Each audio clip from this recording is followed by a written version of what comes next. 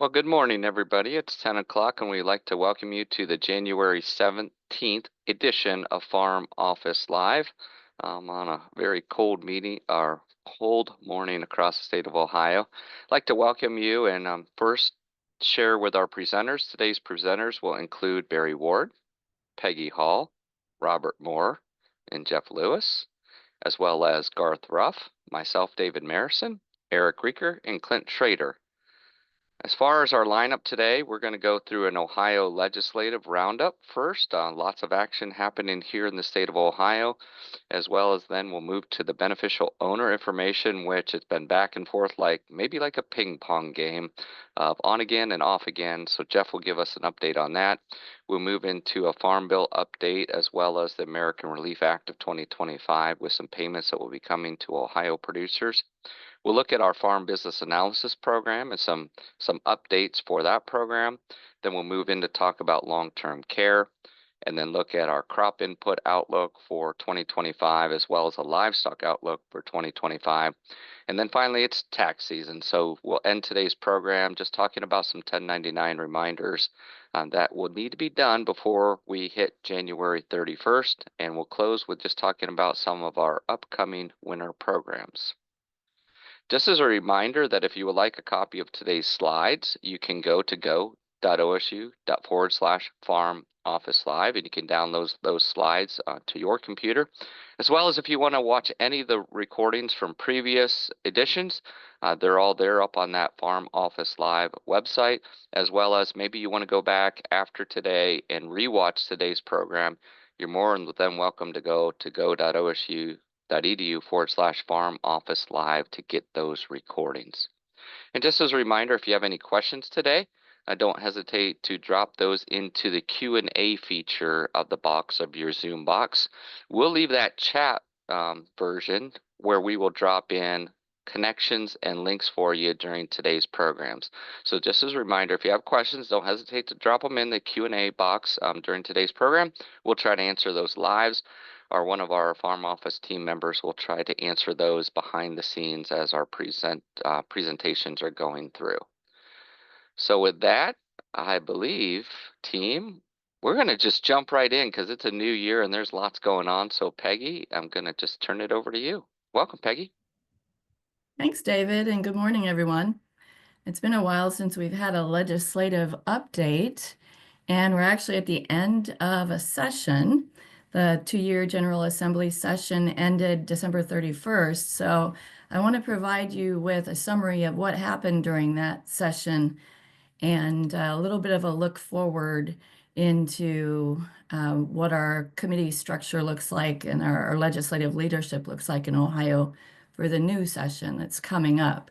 So that 135th General Assembly didn't actually see a lot of ag bill activity, or at least not a lot of successful activity that ended in actual legislation. So let's take a look first at bills that passed. And unfortunately, most of these passed in that lame duck session um, right at the end of the term.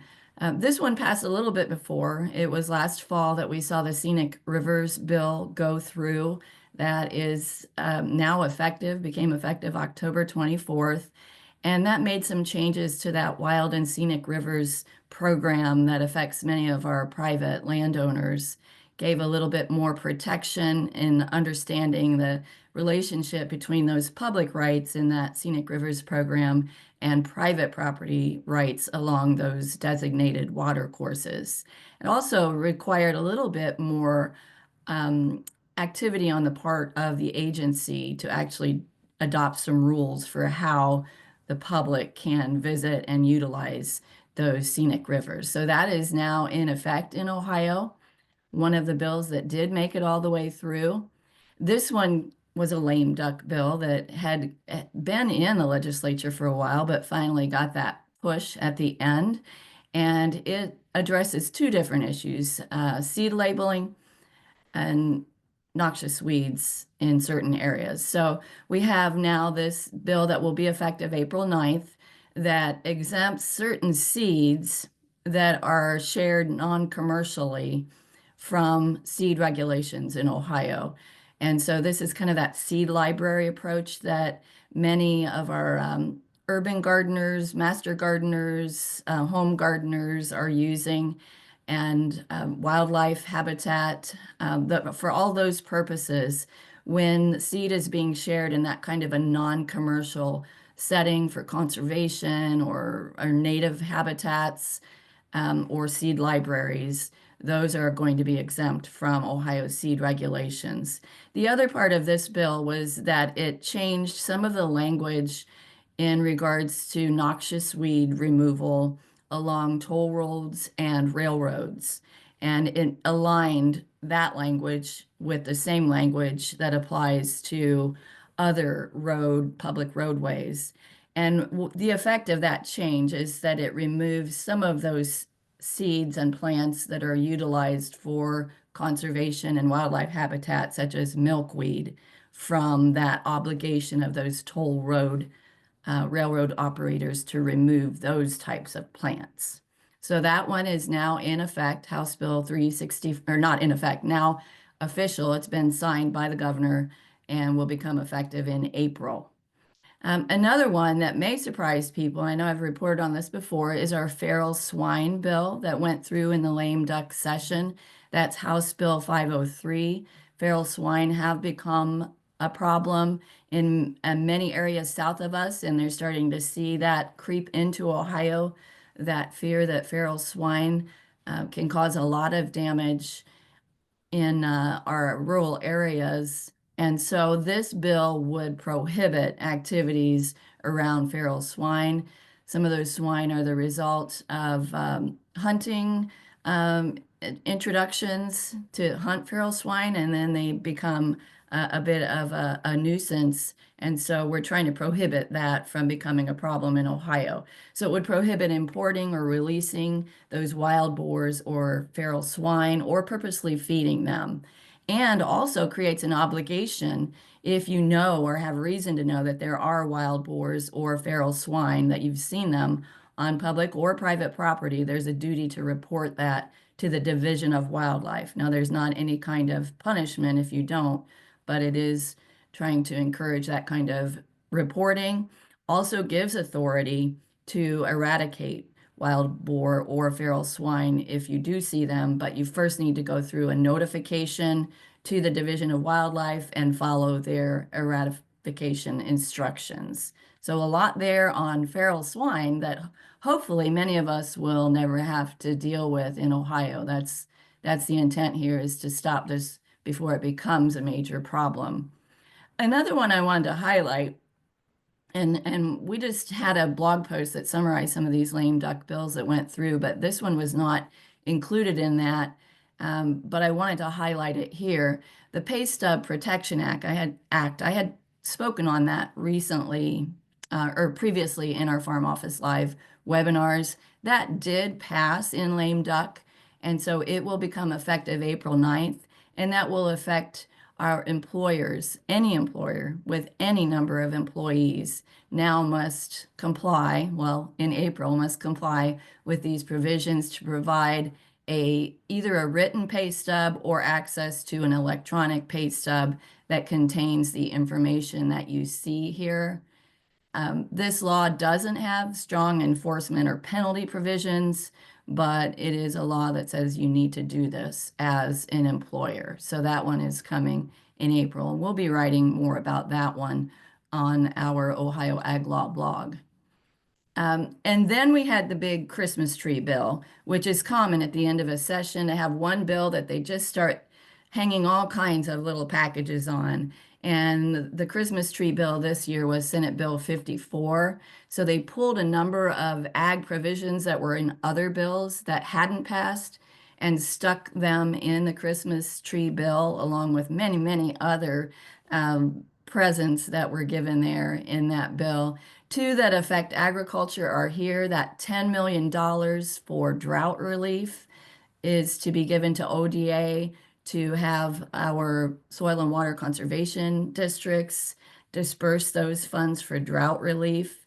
And the sponsor back in the original bill of that bill, Don Jones, really indicated that this is at the discretion of ODA, but the hope was that this would be targeted largely toward replacing a lot of forage areas and those livestock impacts from the drought. The second is the Ohio River Commission was created in this bill, and that will be established in the Department of Development, and some directives there to have that commission um, pay closer attention, develop some programs on promoting economic development along the Ohio River. So that could affect us as well in agriculture. And then also, whoops, sorry about that. This bill had passed earlier, so I wanted to remind you that this did pass the General Assembly in its two-year session. The Save Our Farmland and Protect Our National Security Act.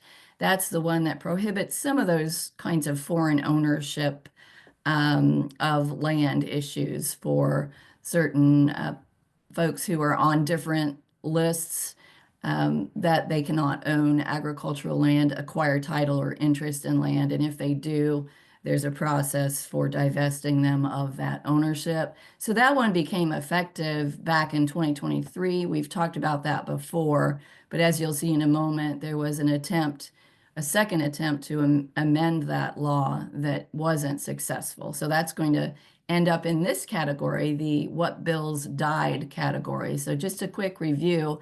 If you had some of these tucked in the back of your brain that they might become effective, well, no, they did not. And we might see some of them come back in this next session. I think we will surely see this first one. I think this was just an oversight in that last lame duck flurry. This bill had passed both chambers, but there was a late amendment added in the Senate committee to the bill that affected apiaries and allowed counties to appoint two apiarists if needed, rather than just one. And that addition had to go back to the House for approval. That never happened before the session ended. And, all indicators were that the House was fine with that, but it just never happened procedurally. So we think this bill will come back that makes these certain official designations of an agriculture day, a farmer's day, a 4-H week, and an Ohio Soil Health Week in Ohio. We think that will come back pretty quickly in the new session. These bills passed only one chamber, and whoops, those were supposed to be divided between the House and the Senate, but it looks like my division didn't quite come out right there. But you can see there were 3 that the House passed that didn't make it to the Senate, and there were 4 that the Senate passed that didn't make it. And then there was also some that didn't hardly make it out of committee. But quite a list here that I'm sorry I messed it up and it's a little bit incorrect.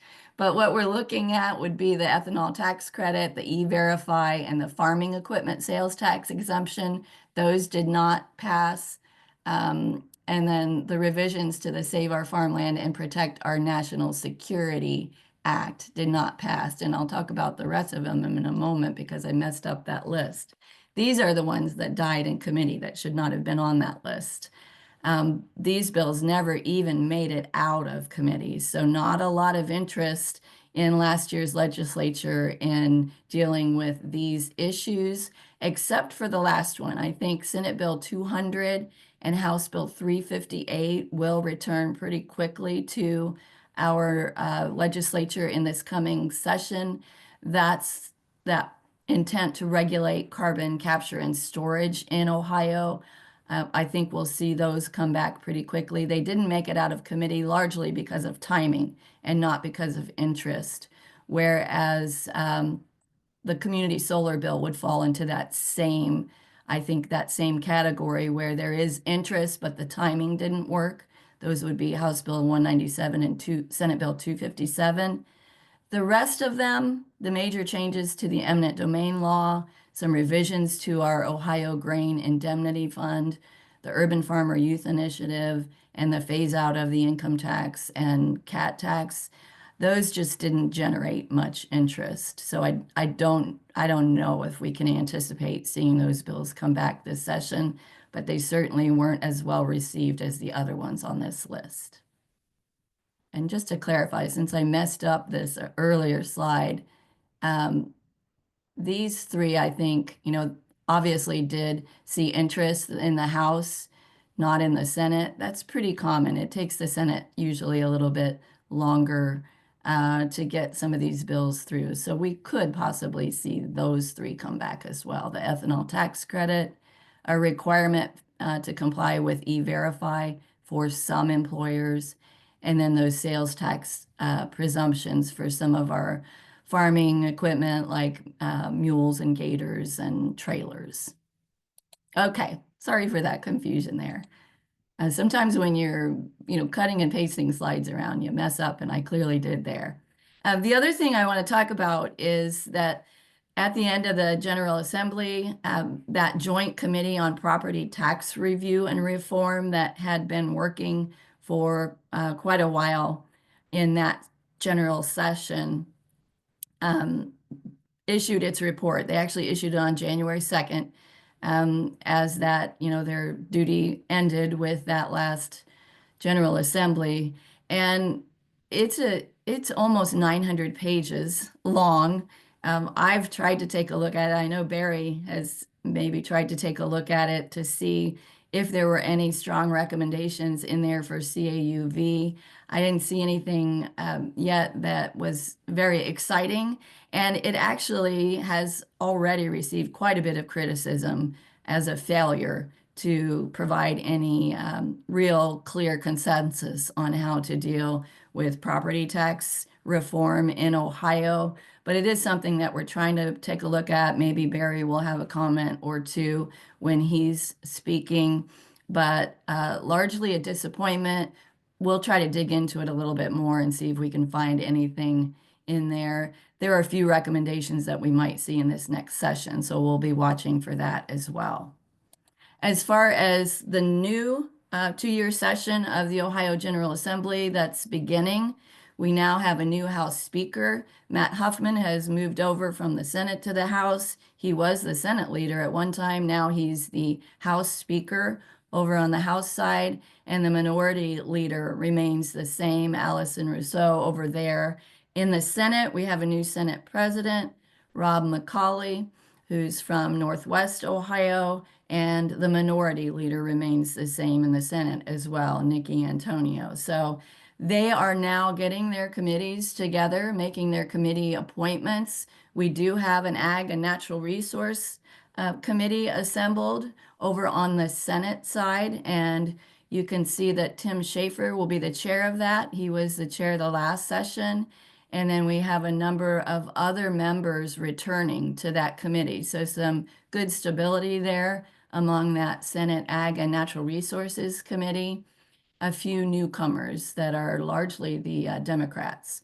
And on the House side, the appointments are not complete for Democrats who will be on the House Ag Committee, but Rodney Creech will now be the chair of that Ag Committee. He's been on that committee before and had some run-ins with the last speaker, but now will take over as the new chair of the Ag Committee. And you can see a number of other appointments there that have been made by the Republicans. Several of them were on the committee last year. So again, some nice stability on the Ag committees on both chambers in the General Assembly. And with that, I will turn over to Jeff for a quick update on that Corporate Transparency Act that's causing a little bit of indigestion for many people. Jeff? Indigestion and fun for me. So, thank you, Peggy. Yeah, Corporate Transparency Act update. For those of you that are not familiar with the CTA, it is that law that was passed in 2021 that has required businesses across the country to file what we call beneficial ownership information reports to FinCEN, which is the Financial Crimes Enforcement Network.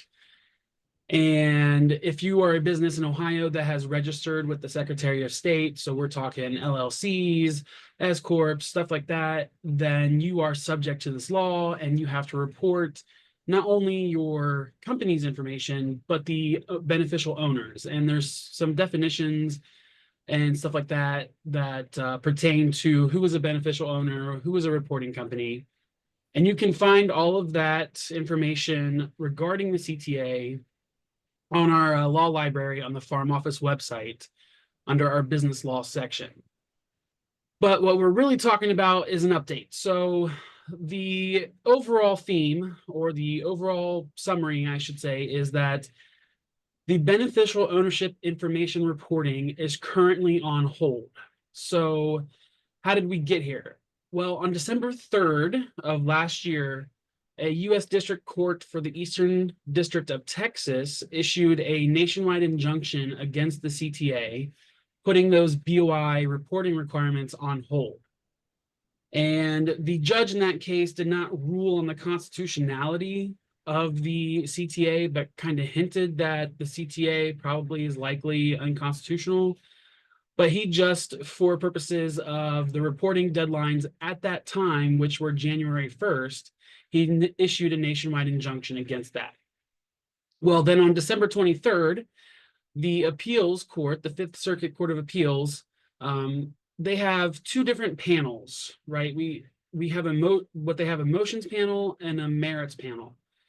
And so on December 23rd, the motions panel for the Fifth Circuit issued a stay, or lifted, if you will, the injunction that was put in place by the district court. And so this motions panel heard the emergency motion brought by the government appealing the district court's issuance of the nationwide injunction. Well, then on December 26th, the merits panel of the Fifth Circuit Court of Appeals, which is hearing the case on its merits, is not deciding the emergency motions, if you will, reverse course. And they said, well, to stay, the constitutional status quo, we're going to vacate that stay that was put in place by the motions panel, and then essentially reinstated the injunction issued by the district court. So between December 23rd and December 26th, we've had regulations come out that extended the filing deadlines for most businesses across the country until January 13th. Well, we're obviously past that date because we still have this nationwide injunction in place. So where are we now? Right now, we are awaiting whether or not the Supreme Court of the United States will hear the government's application to review the nationwide injunction. So on December 31st, the government applied to the Supreme Court to review the nationwide injunction that was put back into place by the merits panel of the Fifth Circuit. And there's two things that the Supreme Court can do here. So they could choose to ignore the government's application, effectively keeping the injunction in place until the CTA case is resolved in the Fifth Circuit.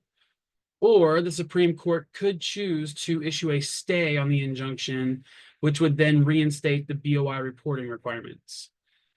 So right now we're in the land of limbo, if you will, waiting. The cases before the application, I should say, is before Justice Alito. And so we are awaiting his decision on whether to accept the application and issue a stay, or just to ignore the application. If you want to stay up to date on the CTA, make sure to subscribe to our blog, and I will post a link to our blog here in the chat as soon as I get off here. But are there any?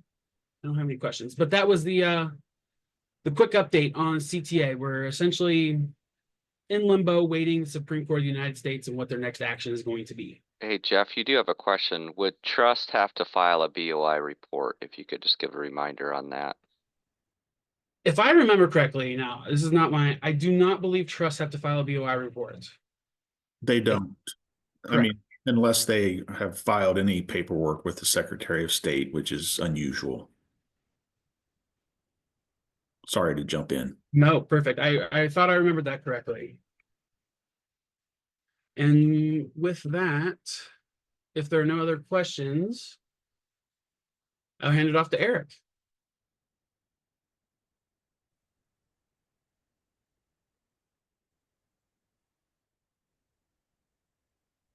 Good morning, everybody.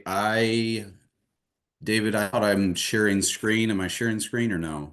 I think I still am.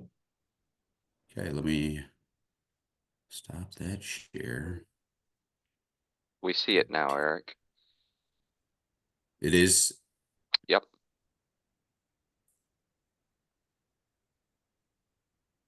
Wait. You see the Farm Bill screen? That is correct. Yep, you're good to go. All right. Hey, good morning, everybody. Back at the very first week of January, I was asked to give a talk on, or just kind of a quick update on Farm Bill. I'm not deep into the policy, but had a good conversation with a colleague in Missouri, FAPRI, and going to give you just a 10,000-foot view of the Farm Bill extension, American Relief Act of 2020. I put Santa Claus on the picture because it was, whether you call it a Christmas gift or not, it was, I put Santa Claus on there. So on December 20th, Congress, with a part of their continuing resolution, extended the 2018 Farm Bill one more year. So we did this. It was kind of like a rinse and repeat from last year. It was extended for the 2025 production year or into 25. No major changes to the ARC or PLC program or crop insurance programs. The new expiration date will be in a year from now. It will first affect dairy and then wheat, then corn and soybeans as their kind of marketing year kind of comes to a close. It maintains in the language the 2018 PLC reference prices of 370 corn, 840 soybeans, and 550 wheat. That's a little bit misleading because in the original bill back in 2018, there was an escalator, an effective reference price escalator that was included in the 2018 bill that kicked in any sort of extension. And so I put an X through those statutory PLC reference prices. They haven't really gone away, but for the purposes of calculating any sort of ARC PLC payments, they have effectively gone away. And so in 24, you can see at the bottom of my screen, 24, the new effective reference price is 401, 926, and 550. With the Farm Bill extension as a part of the continuing resolution, the new 25 effective reference prices go up again. And I'm not going to dig into the weeds as to how that's calculated because it's relatively complex, I think, as agricultural professionals. It's just helpful to maybe know that those effective reference prices do go up for the coming year. There's a caveat, though. Some in Congress, are really strongly suggesting that with the new administration, there's an assurance of a new 5-year farm bill by maybe questionably by March. If that happens, it would have a possibility of overriding this extension. I think there'd be a lot of probably discussion in Congress about if and how that happens. On one hand, I think it's perhaps more likely to happen in 26. What's the most likely change in the new 5-year farm bill? A lot of the pundits are saying the most likely change is a different statutory PLC reference price. And I have no idea if there will be an escalator related to it or if that even plays into the discussion. But on one hand, I'm going to step back one slide. On one hand, one could argue that those new effective reference prices with the escalator have provided a new level, slightly higher level of farm safety net support. So let's then talk. My next slide is 24. What is if the Farm Bill pays a year provides safety payments a year in arrears. And so what about the 24 bill? Well, after 3 months, well, I'm going to pull up both slides. The effective reference is for the 24 PLC program and our CO calculation from the previous page, 401, 926, and 550 in the square box. But when you reference K-State or even Mizzou, many of them are saying, well, the marketing year average price, the MYA price after 3 months for corn is 420, 986 for soybeans, and wheat after 6 months has a 548 market year average, 2 cents below the wheat effective reference price, which uniquely for wheat is the same as a statutory reference price, suggesting that wheat might make a likely payment. We're half of the way through the marketing year. Wheat has recently taken some hits again. Corn is unsure. These are payments that would be made in October of 25 for the 24 marketing year. Soy is doubtful, like often. ARC-CO acres, ARC County acres, certainly depend on 24 county yields. And again, the final market year average prices. But many of our yields in Ohio, certainly in Southeast or Southern Ohio, Northwest Ohio, were affected by drought, and that would certainly play into the county yields and thus the ARC-CO payments. For example, Mizzou and their algorithm is suggesting there's a small ARC-CO and PLC payment across the board in the country for all corn acres. But it's not guaranteed for all corn acres, certainly not an ARC-CO, because that the calculation includes your county yield. And if you had had good county yields, you're likely to not get an ARC-CO payment. PLC counts on that market price being below a 401. Certainly with the run up recently, I'm not sure. That's my Farm Bill extension discussion. The other package that was passed, perhaps the biggest Santa Claus, the gift delivered, was this $10 billion federal economic aid package. There's a really nice article that our colleagues at Mizzou put out at the Food and Agricultural Policy Research Institute. And a nice article there with a calculator. The calculator simply boils it down to a corn price, feels like a direct payment. Okay. Let me step back. The direct payments are posted in the slide, but the top line's important. It's paid on 100% of your planted acres as reported to FSA by July 15th last year. So what farmers reported, and 50% of their prevent planted acres. It's an important part of the calculation. Corn, $42, soy, $29.50, wheat, $30.69, hay, a lump of coal. Double crops is still somewhat yet to be decided. Maybe under the Secretary of Ag, it will get a sort of payment. And then I just put in there that cotton, our Southern colleagues, Southern farmer colleagues are getting payments as well. And Farm Bill is often a North-South kind of argument in the policy debates. When will the payments come? 90 days after passing. So some would say, starting February 20th. I'm going to suggest early March if you fill out the paperwork with FSA. There will, as I understand it, in talking to our local FA director, is that there will certainly be a little bit of paperwork, a signature form, but it will likely work very similar to some of the ad hoc payments that happened between 2019 and 2022. My quick thoughts or my quick questions, because I won't give you my thoughts, but just some things to think about. Do short-term economic infusions, relief infusions have unintended long-term consequences? Do they impact farm efficiency and or the entrepreneurial spirit that sometimes economic squeezes create? So that's all on my American Relief Act and Farm Bill. Due to time, we're really trimming the fertilizer, the fertilizer summary slides. I have one slide. I will drop in the chat when I'm done with my portion. I hope this is all right, David. I'm jumping two topics ahead because I'm on, but farm from last quarter, UAN and DAP, phosphorus product DAP, went up 5 to 10%. I think it's important as farmers are starting to take deliveries of starter 1034.0. They went up $20 to $25.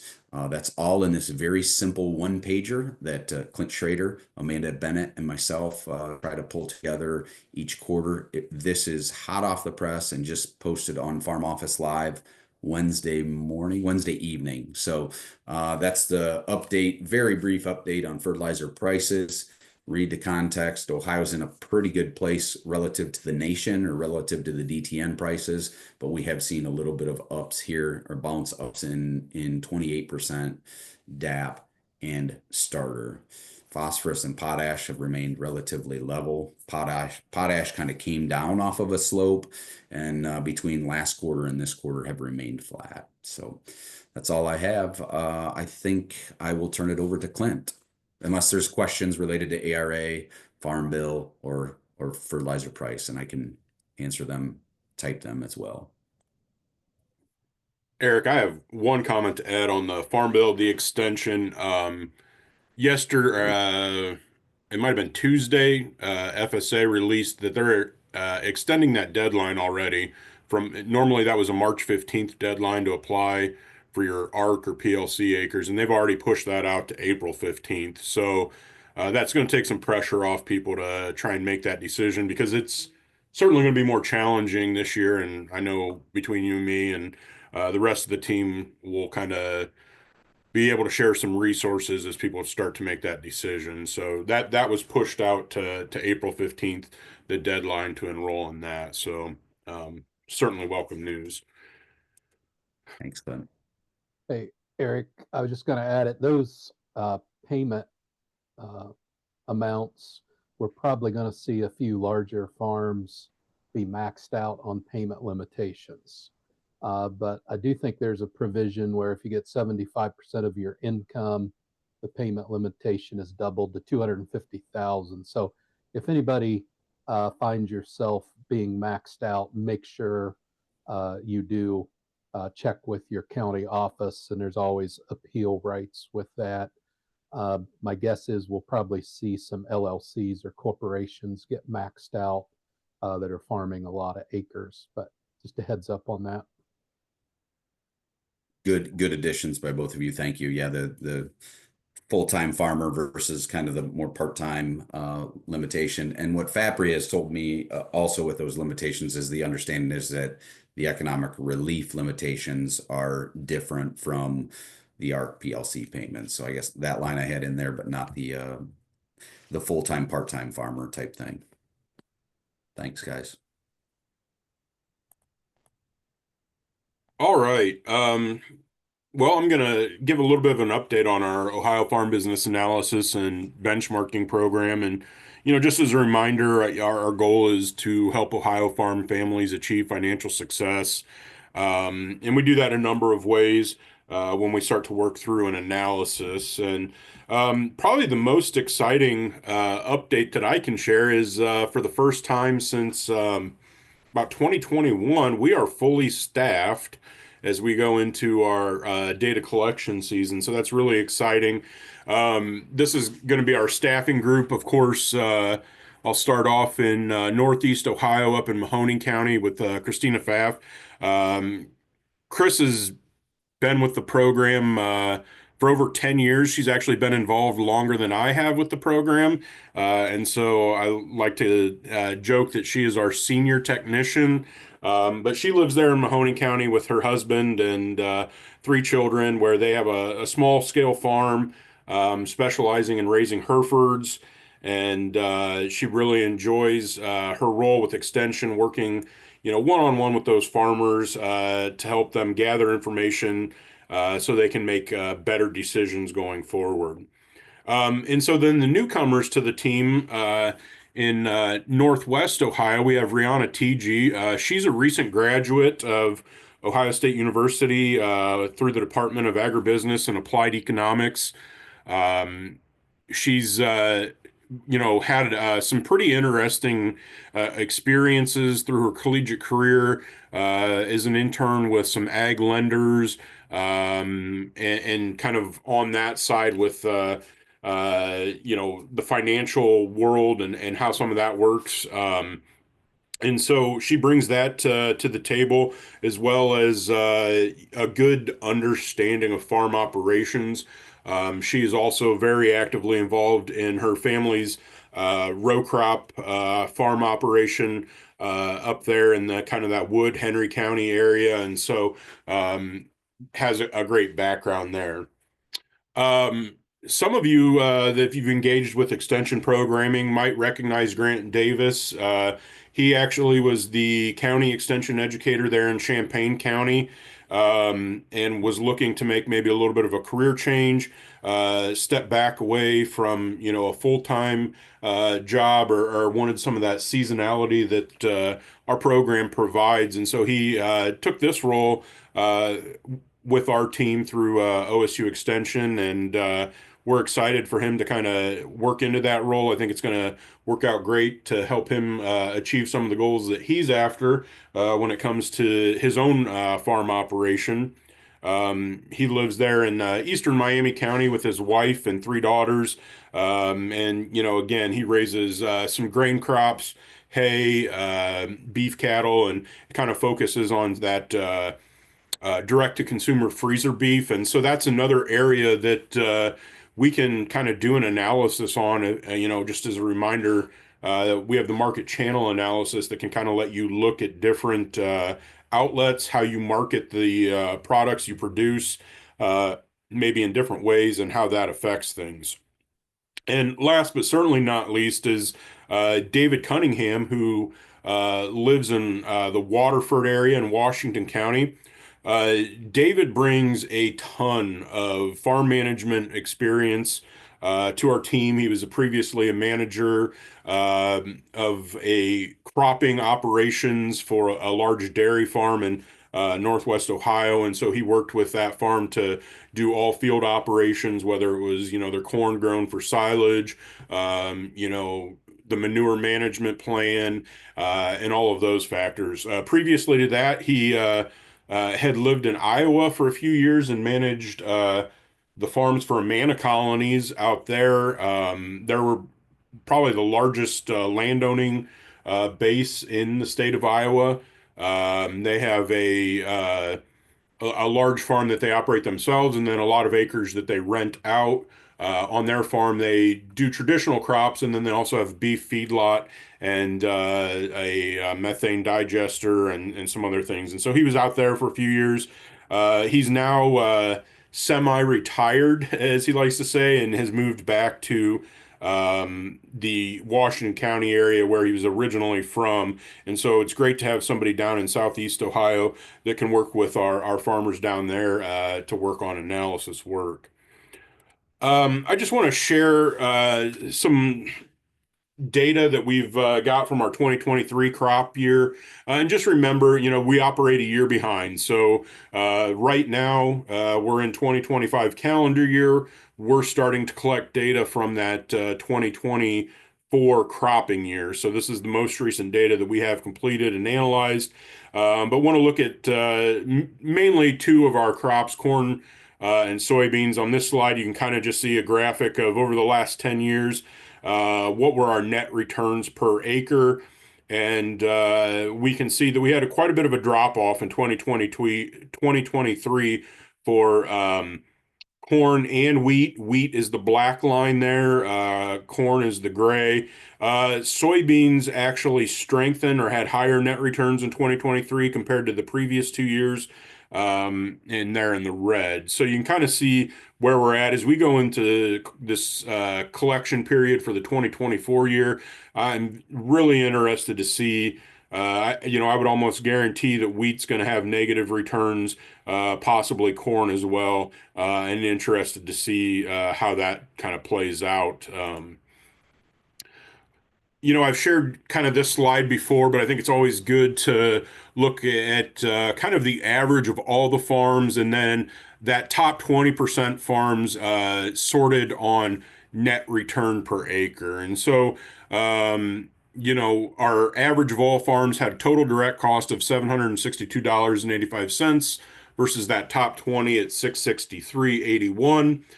You can see some of the categories I picked out. These are the ones that people always ask about: seed, chemical, fert, cash rent. And so on the seed side, relatively close on the corn at least. Fertilizer a little bit wider spread, chemicals virtually the same. A little bit of difference in the grand scheme of things for our cash rent. But we also see that as we look down to the bottom of the screen, the yield was 12 bushels the acre higher on our top 20% ground. And so, certainly maybe some better producing ground, and that's, why that cash rent number was a little bit higher.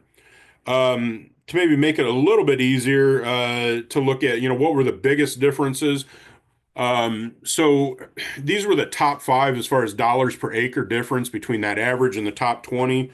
Repairs was the top. Fertilizer, a $20 difference between the average and the top 20 group. And a lot of that could be seasonality in the market, or, the nitrogen source, whether we're using anhydrous ammonia, is generally going to be cheaper as opposed to a 28% UAN solution. And so there's factors involved in that, but certainly we would hope that, it's because we're maybe not over applying fertilizer, and that's part of it. The one that really stuck out to me was we had 2 items tied for fourth, operating interest and drying expense. And so we look at our average, that average group, we had $16.15 spent on operating interest on a corn acre, as opposed to that top 20 at $3.61. And so that's a pretty large difference. This is where we've seen the impact that those high interest rates have had, that we had really through the entirety of 2023 in 2024 there. And so, as those kind of start to decrease, how is that going to impact things? They still remain relatively high compared to where we were maybe 4 or 5 years ago, but that's a pretty big difference if you think about, we have to produce an extra 3 bushels an acre just to pay for that operating interest that we've got. And then, so if we look at the Finbin or the national data, this is kind of what we see. I think that Ohio, again, as Eric mentioned, is positioned pretty well, maybe a little bit lower direct costs, and we had some higher yields overall. Their spread was quite a bit larger between the average and the top 20 group on fertilizer at about $40 an acre. And so there's some differences there. But as we compare, maybe then on the next screen here, the Ohio top 20% versus the Finbin database top 20%. And really it comes down to production in this scenario, 19 bushels the acre better. The one thing I would note is the value per bushel number, and it, is really indicative of what a lot of farmers have talked about over the last year or two, and that's just been the basis has been what we would consider very weak in Ohio, potentially, or maybe more than it has been in previous years. Also, some concerns, maybe some vomitoxin issues coupled in there that have led to loss of certain markets for some farms. And so, compared to our counterparts on the national scale, we're really seeing a lower value per bushel. And so that could be, again, several different factors, but really coming back to that grain marketing, how can we improve that? And our colleague Bruce Clevenger is in Urbana today at a 2-day grain marketing workshop. And so hopefully those producers, can see some advantage and maybe get the Ohio group back to closer to the average. As I switch gears then to soybeans, similarly, we see that the average on the left, the top 20% on the right.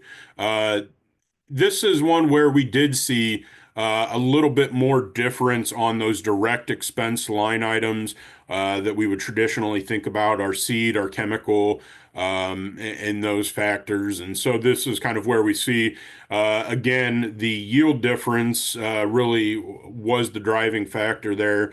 The average group had a 64 bushel to the acre yield versus a 72 bushel to the acre yield on the top 20%.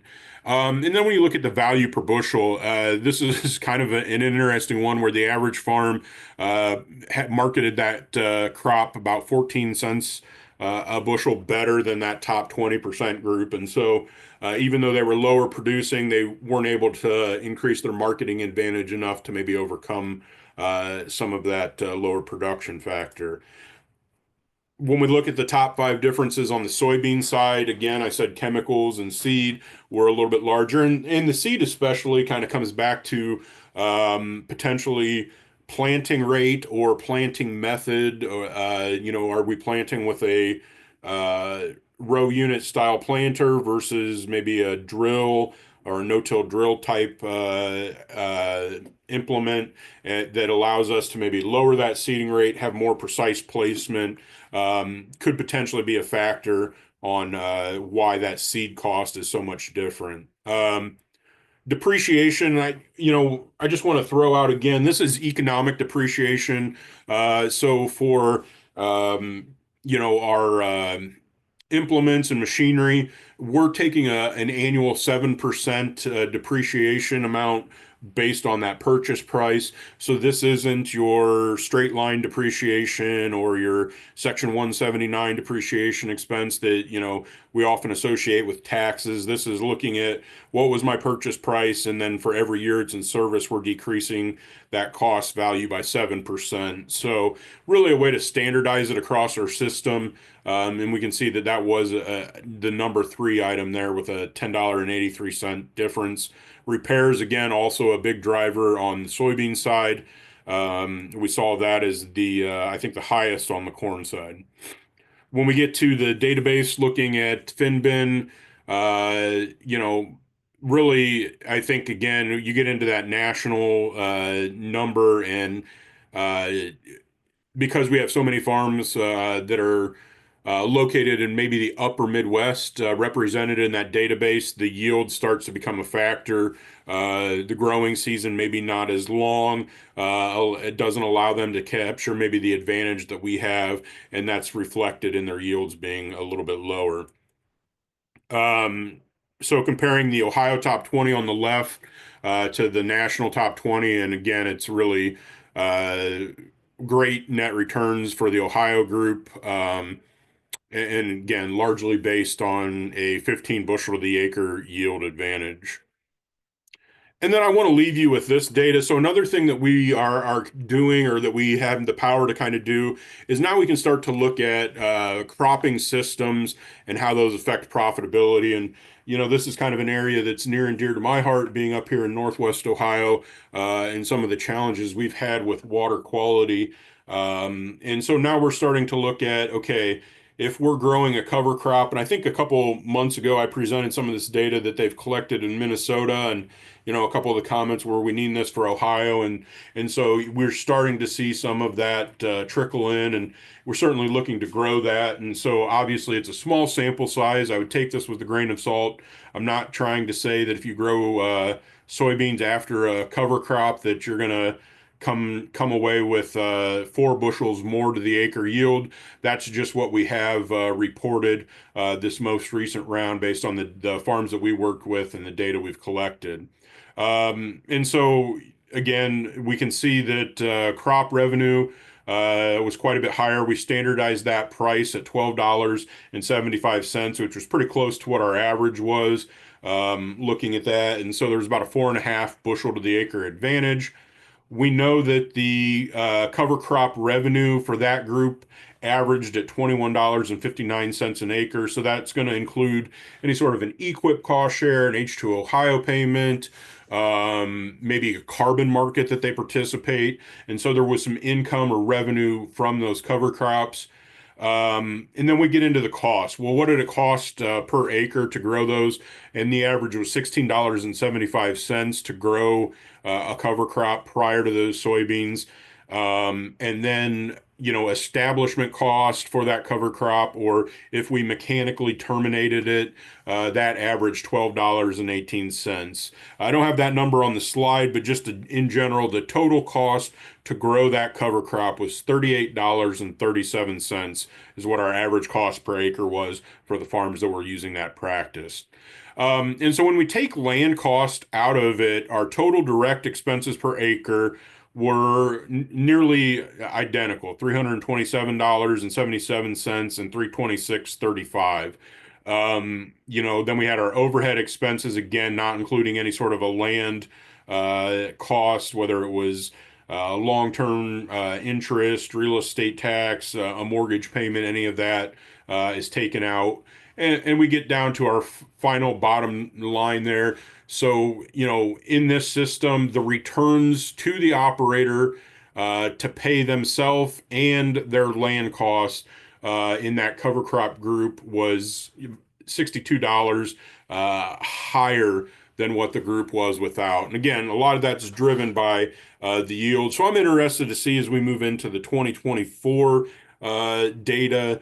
We have these farms participating. How does that flow in this next go round? Are we still going to see an advantage like that? Certainly a little bit different than maybe some of the numbers we've seen from Minnesota. And again, I think that's largely due to the growing season and kind of the factors weather related that allow us to maybe do things a little bit differently. So with that, I'm wrapping up. Again, there's our contact information, our website, where you can find us on social media. If you have any questions, please reach out. And with that, I'll hand it over to Robert. I think this is going to give the long-term care update.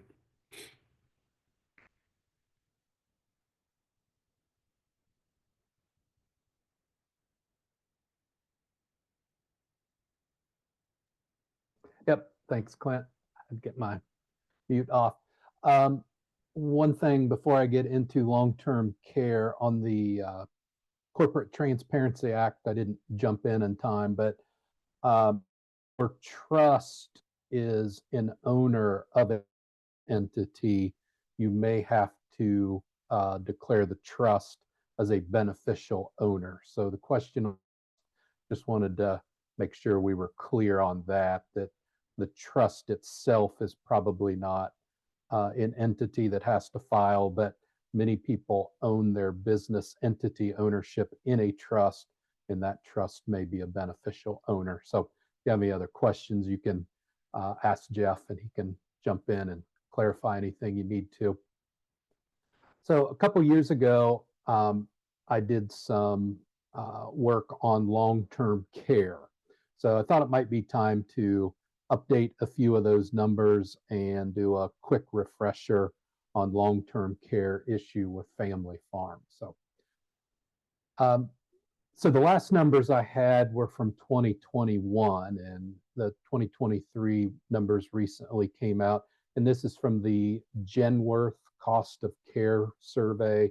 Genworth is a insurance company, financial institution that offers long-term care insurance. So you want to know more precise information about your area in Ohio, or if you're in another state, you can just Google Genworth Cost of Care Survey, put in your location and get more detailed information for yourself. It's a great way to look up the most recent long-term care cost. But as far as where we're at, no surprise, long-term care cost increased pretty significantly, probably outpacing even the high inflation we've had recently. And home health care went up significantly. Now it's $75,000 national, 73 in Ohio, and nursing homes now are at 100,000 or above. And again, the nursing homes in more rural areas tend to be a little less costly, and then nursing homes in your more urban areas will tend to be a little bit more generally. But anyway, you can see where we're at on long-term care costs. And then some trends, you can see home care really went up significantly. Don't know for sure why this is, but my guess is lack of labor to provide those services. But you can see a very steep increase in-home care, long-term care costs. Assisted living, little more steady, but certainly continues to increase, and no reason to think that it will not increase even more into the future.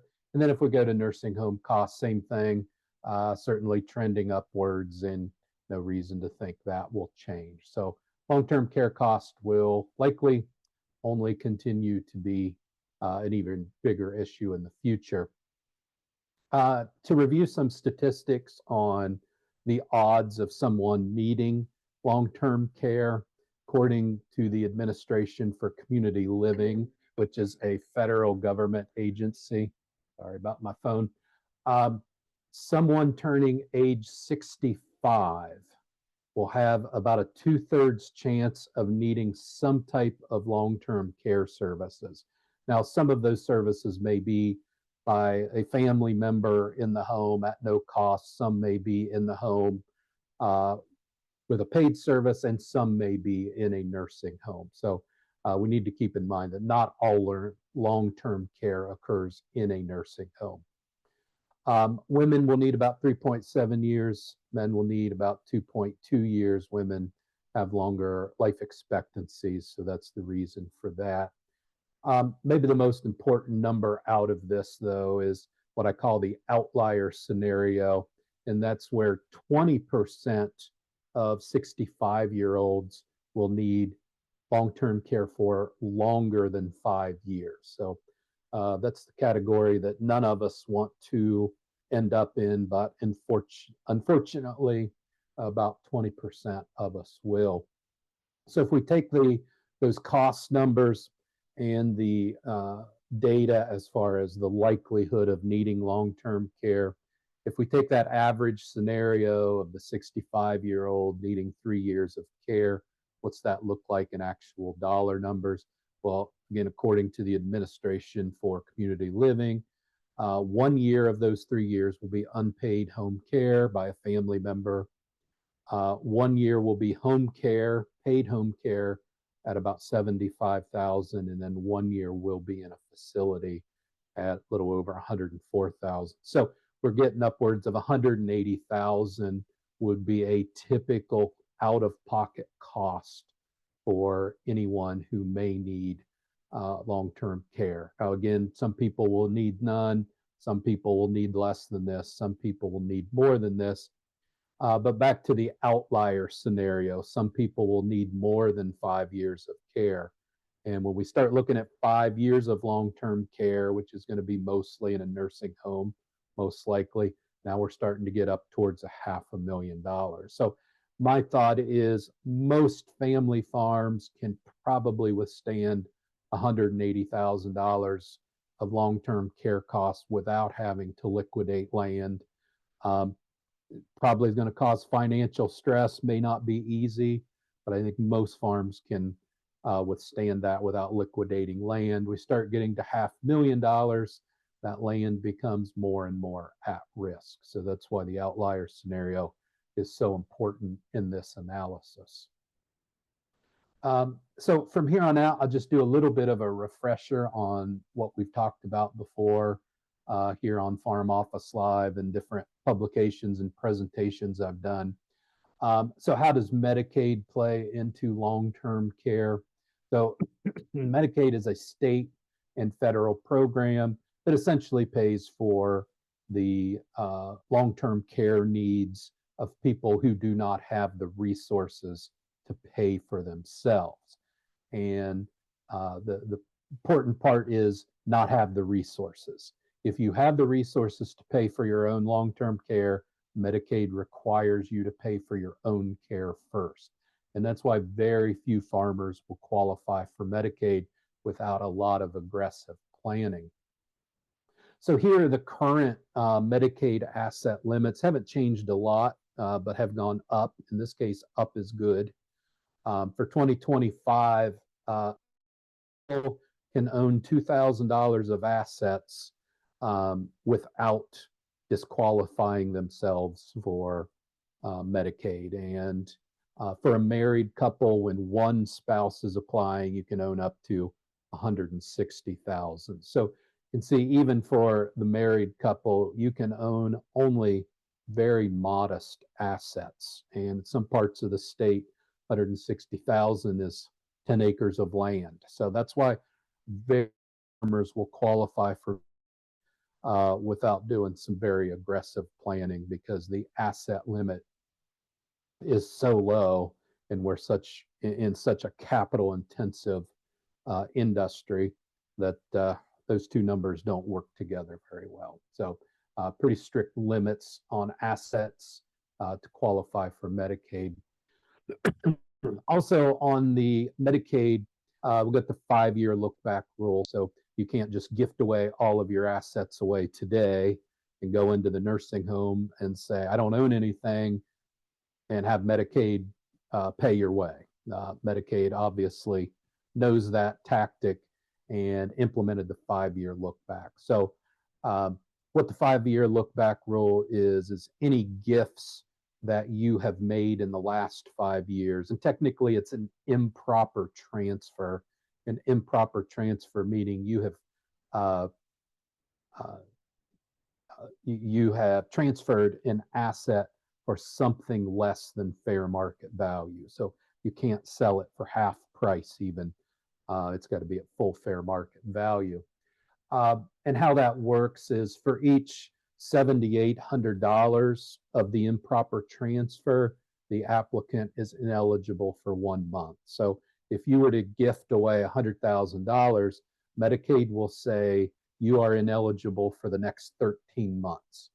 If you gift $1 million, the look back is capped at 60 months because Medicaid only looks back 60 months. So for very large gifts, you would make the large gift, wait 60 months to apply, and then the large gift would not cause Medicaid ineligibility. So timing of Medicaid application is very important, because if you make a large gift and then apply for Medicaid shortly thereafter, you could be ineligible for much longer than even the 60 months. So before you make a large gift for Medicaid, be sure to work with somebody who knows the Medicaid rules. So the Medicaid strategy is you gift assets or transfer assets out of your ownership, and after 5 years, those assets are protected, as in they don't need to be spent down for long-term care costs. So that's a very quick summary of the Medicaid strategy. So let's finish up with some different strategies. What can we do to help mitigate the risk of long-term care to our farming operations? The first is long-term care insurance. This is, I think, the best strategy, but it can be difficult to implement. It's the best strategy because you can just pay an insurance company money and they pay for your care. Easy to do. Premiums can be pretty costly though, so many people can't fit long-term care into their budget. Some people are not insurable. If you have had many pre-existing health conditions, good chance you're not insurable. But I would encourage everyone to at least explore long-term care insurance. There's many different products, many different ways to structure your policy to make it affordable for you. So if you've never looked at long-term care insurance, take a look at it.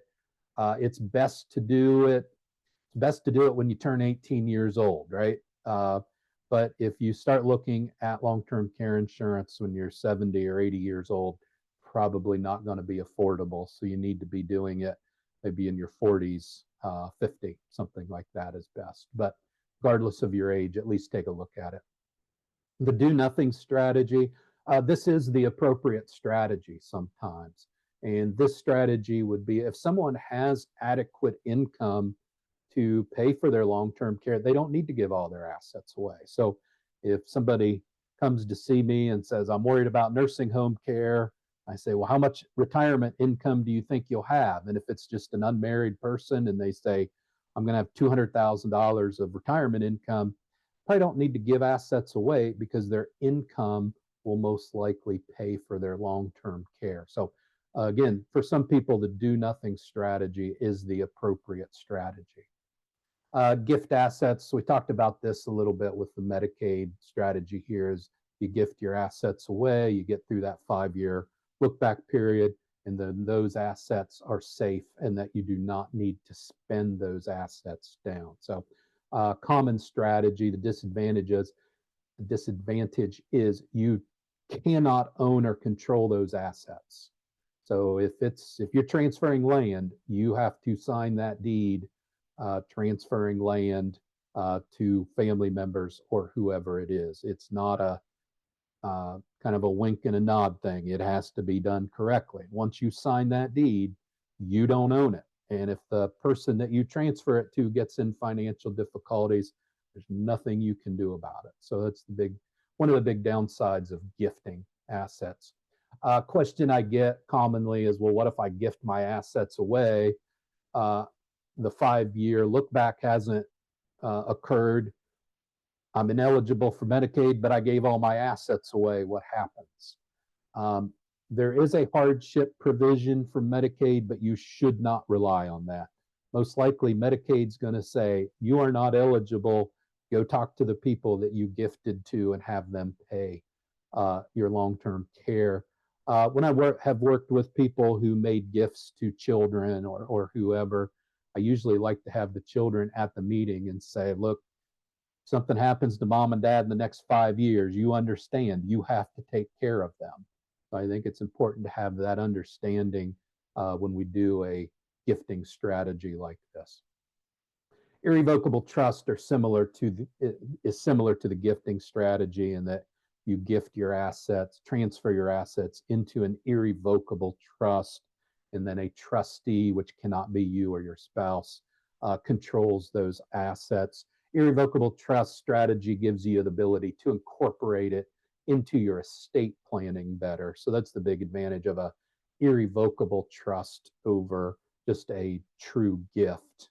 But the irrevocable trust can be a little costly to set up, and the trustee needs to file a tax return and manage. So definitely a little more complicated strategy than just a straight gift. Self-insure, many people use this. You set aside cash, or maybe it's even, I'll go ahead and buy this farm, but it's the farm that's farthest away. It's the worst farm we have. If something happens, we'll just sell that farm to take care of ourselves. So that can also be a self-insure strategy. So advantage with this is it doesn't cost you anything. Just set money aside or designate an asset to take care of you. So easy to do, flexible. Disadvantage is how much do you need? How much do you need to save up? You just never know. But self-insurance strategy is a very viable strategy for some people. Wait and see strategy. This is a strategy I've used in the past with a lot of clients who have the resources to get through the 5-year look back period. And the idea here is before we start and give away all the land, before we even know if anybody will end up in the nursing home, we say, okay, do you have enough resources, income, savings, financial assets to pay for 5 years of a nursing home? If you do, then let's just wait. Let's wait to see if somebody is actually going into the nursing home. If they are, then consider giving away the land, paying for that 5 years of care. We've protected the land and we stayed flexible, because you can give away all of your assets, give away all your land, not spend a day in the nursing home, and then it's like, well, why did we do all that? We should have kept it. So wait and see strategy is a good strategy for those producers who are fortunate enough to have the resources to get through 5 years of long-term care. So in conclusion, there are no easy solutions for long-term care planning unless you simply have the income to pay for long-term care. If you don't have that, there's no easy solutions. You're either going to give away assets, you're going to pay for insurance, or you're going to accept the risk of long-term care. And which strategy is best for you? It depends. It depends, I think, a lot on what is the true risk to the farm. I've met with people before who are very concerned about long-term care jeopardizing their farm, especially the farmland. We get to talking and they've got adequate income, they've got adequate savings, the odds of them going through their income and savings to have to sell farm land is almost zero. So a lot of times the risk of long-term care may be very low. And in those cases, we probably don't want to be giving away assets. But there are farms that maybe aren't fortunate to have a lot of retirement income, don't have a lot of savings. Those farms definitely are at risk and maybe need to do some aggressive planning. So my final thought there is, we really can't control what kind of long-term care we need. I know, we all want to say, don't put me in a nursing home, but keep in mind that's not fair to your family, because at some point it may be that, we're in such a condition that our family members are, using all their time, effort, and energy to take care of us, and they don't have a life themselves. So it's possible that we may need to go into a nursing home. We can't really control that, but we do have options to how to plan for those. So see an attorney or your financial advisor who's familiar with long-term care issues and see what might be the best plan for you. If you want more information, there is a publication on the Farm Office website, farmoffice.osu.edu, on long-term care. So I go into a lot of details on it. So be sure to look at that publication if you want more information, or just contact me and I'm be happy to get you some information or have a discussion with you. So I didn't see if there were any questions. So Barry, I'm going to turn it over to you if there are none. There is one question there, Robert, in the Q&A. Talks about gifting. And okay, let me pull that up. What about regular gifts, holidays, birthdays, churches? So every dollar of gift technically goes against that 5-year look back. But Medicaid isn't looking for birthday gifts and things like that. I would not worry about that. What Medicaid is looking for are, $10,000 checks leaving the bank account, and they're not used for expenses. So I wouldn't worry about little gifts like that. But anytime you start making substantial gifts, you should consider those to jeopardize your eligibility for Medicaid. And the gift tax exclusion doesn't apply for? That's right. Yeah. So, we can gift $19,000 now and the IRS says it's a tax-free gift. We don't need anything. Medicaid does not share that. If you gift $19,000, you're going to be ineligible for 3 or 4 months of Medicaid. That's all the questions that I saw. So, okay. All right. I'll go ahead and, we're going to switch topics and, issue area. I'm going to talk for the next 10 or 15 minutes about crop inputs and the outlook. And good morning. It's good to see so many of you with us. And it's always nice to see returning folks and, new names on here as well. I only wish I had a little bit better news for everyone as we're approaching this crop production year. This is showing Ohio corn returns to land. So in other words, profitability excluding any land cost. And while the numbers look pretty good in the recent past, here the last couple of years, 23 was decent. We had good yields in Ohio that helped. 24, however, this past year was extremely challenging, and 25 will likely be as well. So we're going to discuss some of these things. Some of this will be review.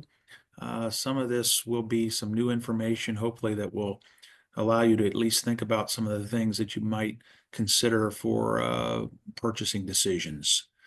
As we look and kind of assess all of the inputs, the primary ones across crop production sector, this is kind of where we're landing right now. Now, this is a work in progress too, because some of these things are changing as we go through the winter. and may yet change as we approach some of your buying opportunities. So seed costs, many of you have locked in some of these seed costs or even started to take delivery of some of this, but seed flat to modestly higher. Machinery and equipment repairs, we're calling this flat right now. Interest rates moving lower with a little question mark there, and we have seen some of the shorter term interest rates moving lower. Longer term have been a little bit more sticky. Rents flat, labor flat, fuel, oil, grease. So we're looking at diesel on farm about $3.10 a gallon. Crop protection chemical costs.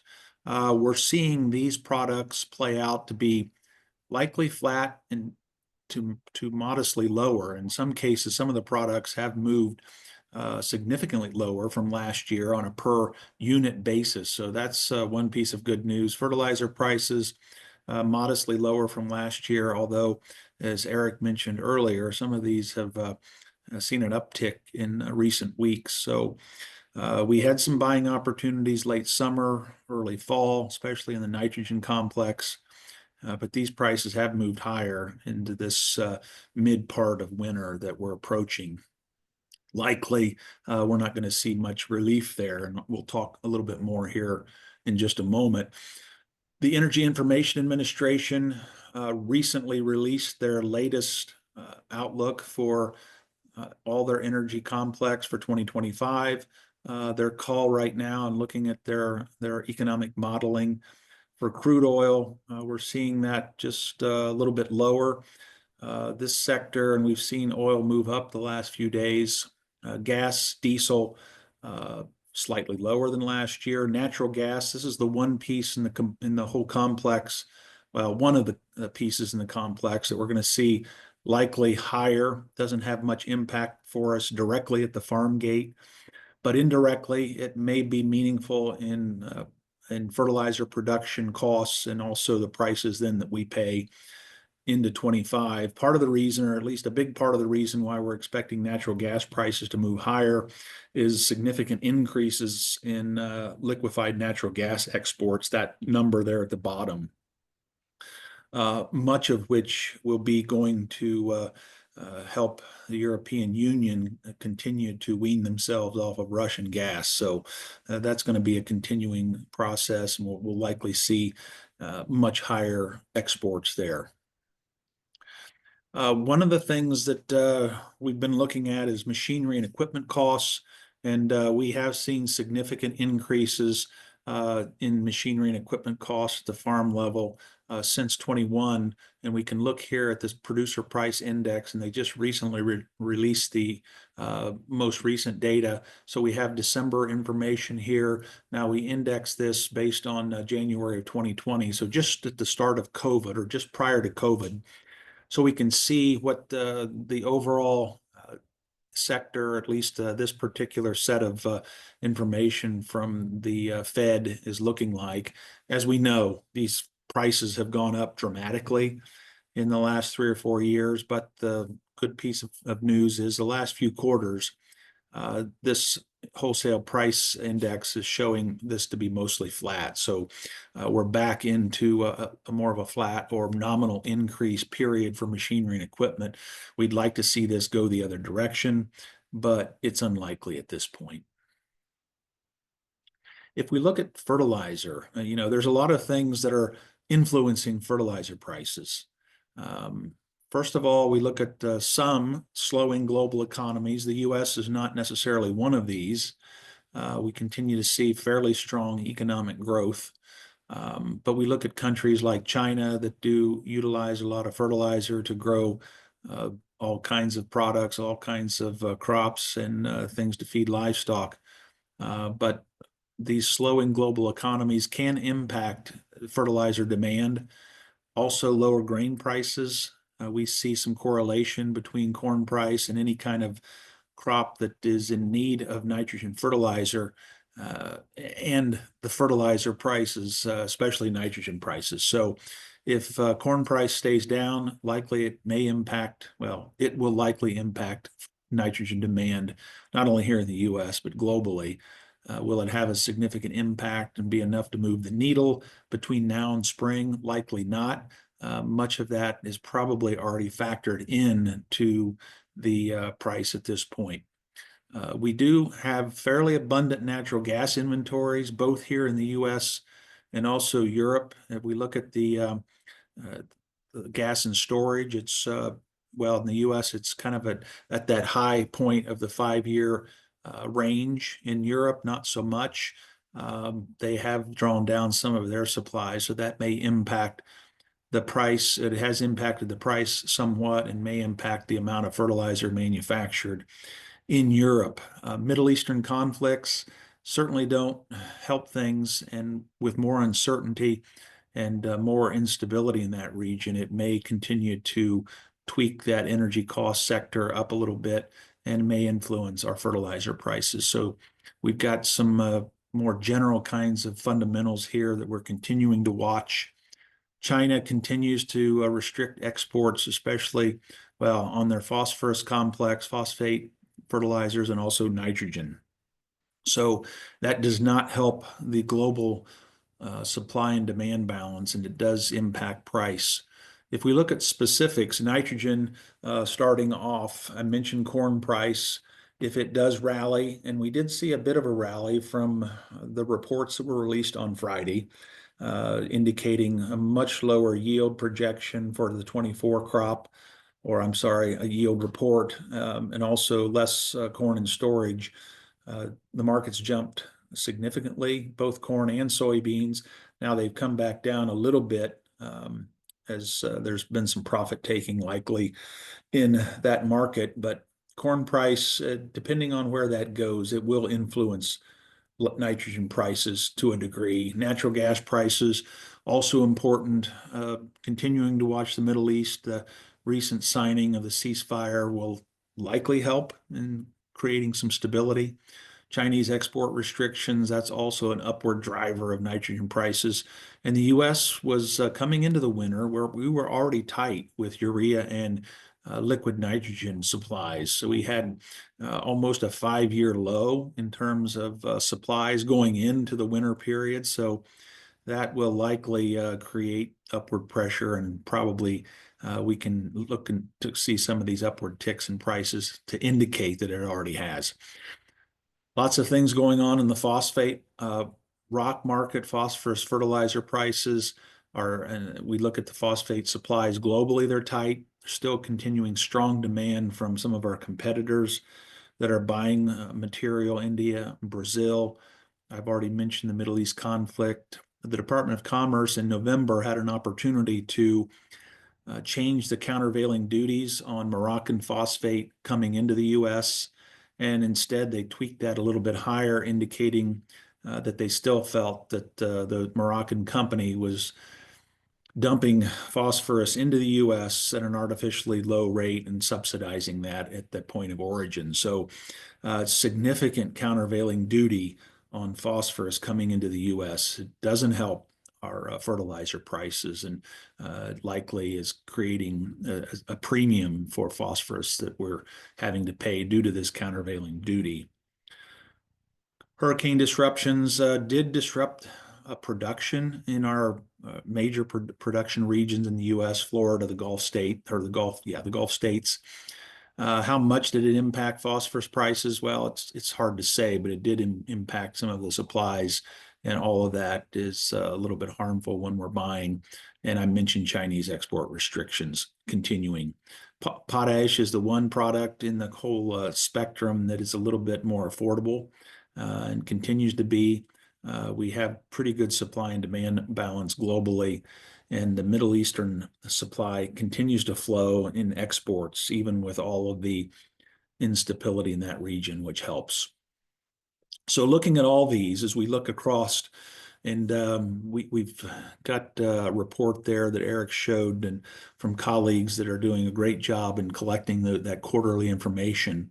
Likely going to be very few good buying opportunities, especially in nitrogen and phosphorus, between now and planting. Will there be a reset after planting for side dress applications? while that sometimes does occur, and we may have to see some fundamental change before now and then. So we'll continue to follow that and keep giving you those reports.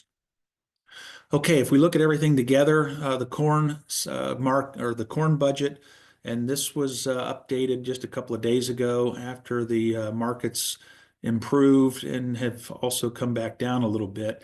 We're plugging in $4.30 a bushel for this fall delivery, and looking at 190 bushel corn there at the top, or that middle column. That's trend line yield for Ohio corn for a 20-year trend. Well, we can see some not really attractive numbers there at the bottom. We look at returns above total cost. Now, this is assuming it's all a rented acre. So we assume a market value for rent if we're looking at returns above total costs. We look at returns above variable costs or contribution margin, $271 an acre. It's not great because we have to cover all the overhead from that.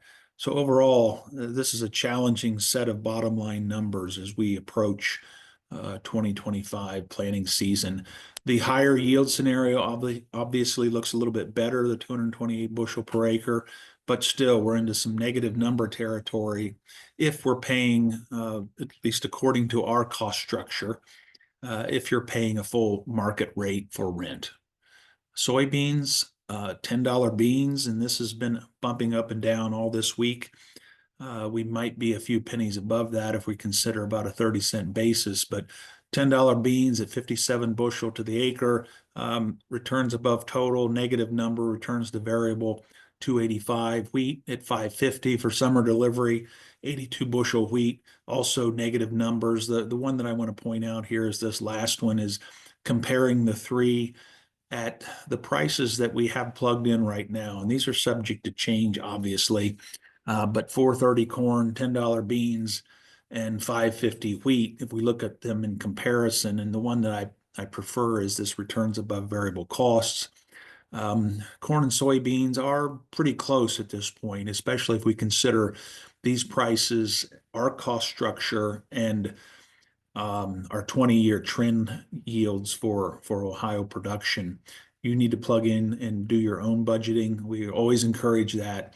But they are going to be challenging. However, there's going to be some acres that you own, bought and paid for, that are going to look much better than what we're showing here, mainly because you're not going to have that full market rental value that you have to put into the budget for a cost. Also, many of you are going to have a little bit better efficiency and a lower cost structure than what we're showing here. So there are some opportunities. It's going to be a challenging year. It's going to cause all of us to refocus and look at return on investment of all of those inputs that we have been including in our production process. So that's the encouragement, is to, I guess, to allow us to refocus a little bit in 2025. So with that, I think I am going to turn it over to a colleague. To Garth. To Garth. All right. Do I need to stop, or Garth, did you take over? It says I'm sharing screen. Yes, it looks great. Yep, perfect. All right. Well, guess it won't be as gloom and doom as Barry might have been. First time here on Farm Office Live, so good place to follow, I guess. We'll give a quick group asked for a quick hay and livestock update, kind of focus on the beef cattle side of things primarily. But we all know the impact of the drought, especially in eastern and southern Ohio, and that impact that we had on non-alfalfa hay for grass or mixed forages. Production in Ohio is down about 30%. So that's created some challenges in terms of hay price locally. We want to look at some local hay price. And everybody asks, where can we get reliable data? There's several hay auctions here in Ohio. If you have access to the farm and dairy you can see those auction reports. In terms of volume, Mount Hope there in Holmes County seems to have the most volume of hay traded on a weekly basis. But we start looking at grass and alfalfa mixed hay, selling for anywhere between $350, $500, $550 a ton. That's a pretty significant cost, especially if you're looking to feed beef cattle or ruminants in the southern part of the state. Compared to a year ago, that Mount Hope hay market, that mixed grass hay, alfalfa mixed hay, was anywhere between $275 and $375 a ton.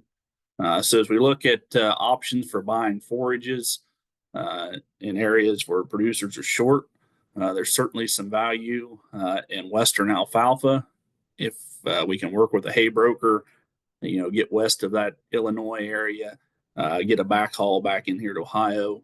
I didn't put it in today's slide set, but there's a good graph with the national alfalfa price actually trending down. So we may have to manipulate some diets on the beef end. Beef cow typically doesn't need high quality alfalfa hay, but there is some value in Western hay if we work with a broker and can work with trucking. The drought assistance programs through FSA for livestock and in the drought-stricken counties, that deadline to report gallons of water hauled or hay that was hauled at least 25 miles is here January 30th. I've been getting some phone calls lately on the hay. The reimbursement there is for the trucking of the hay, not necessarily the hay itself. That drought period for most counties started August 20th through December. Need some sort of receipt of record. The pasture relief program, that headage, if you haven't reported it, is the same deadline. I know several of the counties here in East Central Ohio maxed out those payments due to the length of D3, D4 drought. We look at the cattle market starting in 2025, and I just pulled one market report from Ohio this week, but things are starting pretty hot. A lot of fed cattle there at the Zanesville market on Wednesday, trading at well above $2, $2 a pound. You can see the load averages there. Also pay attention to the carcass weight or the live weight of these cattle being sold here in Ohio. They're all at 1,400 to 1,500 pounds, selling well over $2 a pound. Feeder cattle, pretty active as well, a little bit wider range there based on quality. Kind of what the observation wise as it relates to feeder calf quality, probably the widest range we've ever seen here in Ohio, based on certainly the drought had an impact. Those cattle that didn't receive any supplemental nutrition, quality, number 2 type cattle coming through the market, then kind of running gear type cattle may be an opportunity if you can get them healthy on the back end. On the cattle side, the reason this isn't near as gloom and doom as Barry is we're playing a numbers game. And the numbers are favorable and look to be favorable for some time to come. As we look at total beef cattle inventory, and the expectation here at the end of the month is the cow herd will be once again smaller for the 6th year in a row. And commercial beef production, we can see it's kind of tailed off ever since the major drought in the West there, 2021, 2022. We look at slaughter prices, of course, 2025 starting, upwards of $2 a pound across 5 area average. We look at the average 2019 to 2023, we kind of lived in that 130s to 140s. 2024, we lived 170 to 190, $2 on some weeks, and only continue to look higher here in 2025. On the feeder calf side of things, we used to talk about seasonality in the markets, and here in the last couple of years, seasonality really hasn't displayed itself. Maybe a little bit in the feeder cattle side of things, with those seasonal lows coming earlier than anticipated. the 2024 feeder cattle ride was pretty wild. A lot of 4, 5, 6 weight cattle trading well over 350. If you logged into Superior, some of the video auctions this week, they're trading 4 or 5 weight steers in the West. In some cases above $4 a pound. It's going to take a sharp pencil and some cheap corn to figure those cattle out on the back end, and some risk management. We think about 2025 and cow herd numbers, probably going to be the 6th consecutive year with lower beef cow numbers. As far as total calf inventory, looks to be lower as well. Slaughter numbers lower, partially due to the pause in importing live Mexican cattle due to that New World screwworm detection in southern Mexico. A lot of conversations, is there pressure to retain heifers? With these historically high cattle prices, if feed is available, seems to be some indication of some heifer retention maybe here in 2025 and onward 2026. At the end of the day, it comes down to moisture. What grazing is available comes down to cash flow. Here in Ohio, how much of that cash flow was invested into drought mitigation and certainly interest cost. Keep in mind, when we do start to keep those heifers, we will see upward pressure on cattle prices. We put heifers back in the cow herd and pull them from the feed yard. We'll see upward pressure there. Pork and poultry, minimal increases as expected. Cheap corn's kind of money in the bank for those non-ruminant enterprises. And as we keep track of price at the retail counter, that difference between beef and pork and poultry, it's kind of remained steady, really going back through COVID. Even though total costs are higher, that margin between proteins seems to be pretty steady. Fed cattle questions, I think we need to get some answers in 2025. How much heavier can we get these cattle, right? And still maintain a high red meat yield, high cutability.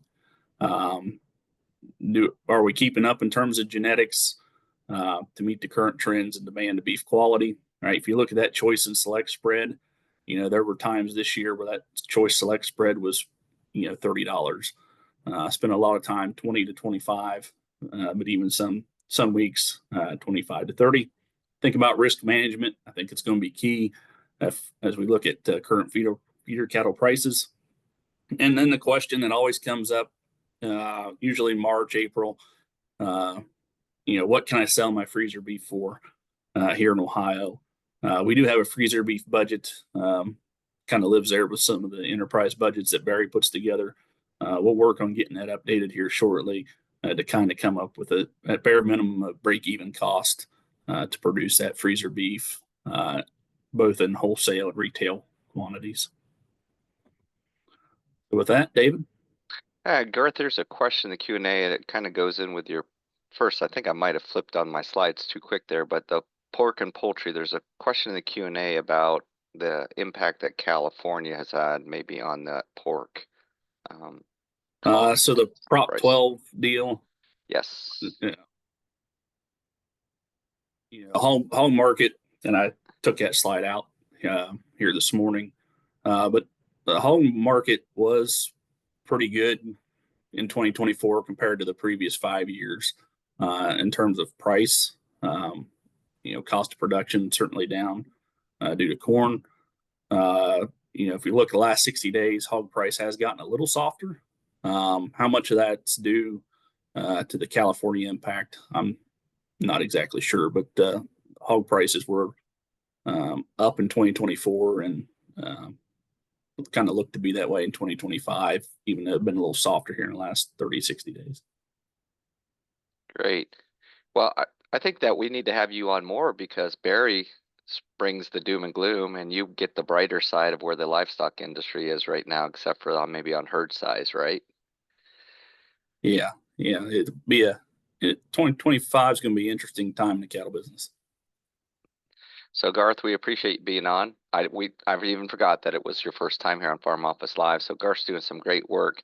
And I did put down into the chat so everyone could see the link to the beef team's website where a lot of the work that our beef team does, a lot of the work that Garth does is there. down into the chat so you could access that. Well, we've had a great lineup. So on the cleanup hitter here, talking about a few things on timely tax updates. And team, if you can't see my slides, just let me know, but I'm assuming you can see them. I want to go through some quick 1099 reminders. Just as a reminder, as a kind of a backdrop of this, is that what are the 1099 forms?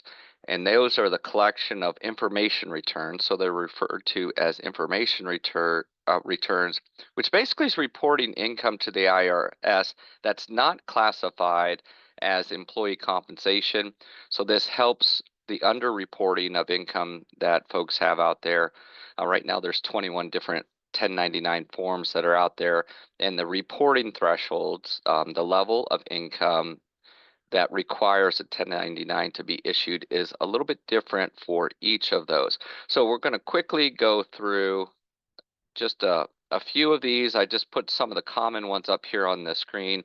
You notice that I have the 1099 NEC, the 1099 miscellaneous, and the 1099 K highlighted because those will be the ones that we'll be focusing on.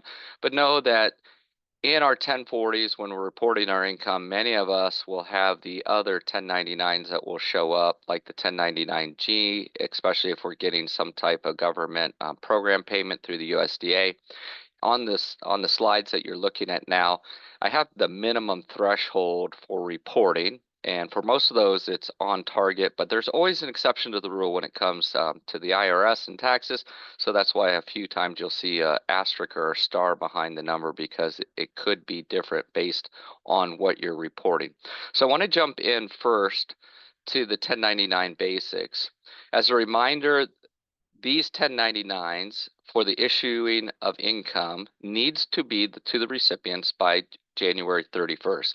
I know many of our accountants have an earlier deadline so that they get their work done so they can get it submitted to the IRS, but those are due to the IRS by January 31st.